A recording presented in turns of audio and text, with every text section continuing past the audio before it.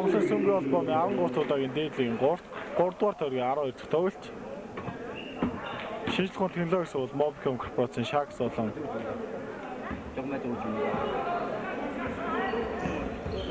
Баянзүрх бүс өвдийн 4-р төлөвлөж байгаа 5 хүн 2-ын тоглолтын 3 дугаар 71-67 4 оноо нийлүүтэйгээр Sharks-ын дамаалал өнөрсөн 4-р эхний давхар аригчаа хийж багтаа 2 оноог авчирлаа. Гэх юм бол шинжлэх ухааны технологи сургууль Mobcom корпорацийн Sharks огийн энэ удаагийн дээдлийн тэмцээнд тэмүүлж байгаа.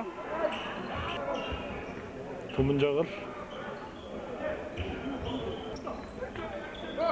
аригчаа алдаа гарсан. Түмэн жагал аригчаа дээр алдаа гарлаа.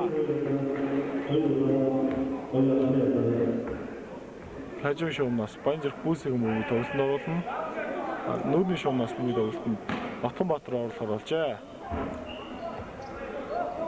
Аригчаа дамжуулсан аригчаагийн тоглолт амжилттай.